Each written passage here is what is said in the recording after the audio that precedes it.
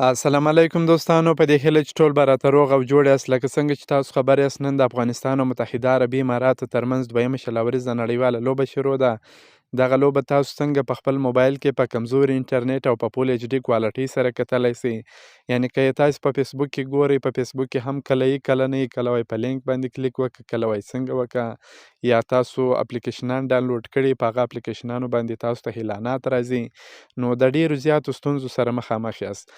په نن ویډیو کې یو داسې طریقه درته ښیم چې نه به تاسو اپلیکیشن ډاونلوډوئ، نه به تاسو ته اعلانات راځي، په ډیر کمزوري انټرنیټ او په فول ایچ ډي کوالټي سره به دغه لوبه تاسې وګورئ.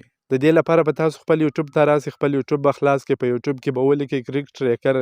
په دې چینل کې د افغانستان تیره لوبه هم په ژوندۍ بڼه خپره سوې وه، نننۍ لوبه هم خپریږي او راتلونکې لوبه هم خپروي. تاسو به یې په سکرین شاټونو کې وینئ. په دغه طریقه باندې دا نوم ولیکئ.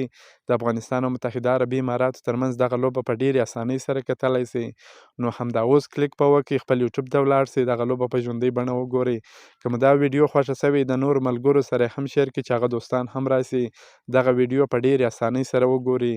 د نور تازه معلوماتو لپاره هم زموږ سره اوسئ. تر بلې ویډیو پورې د الله په امان.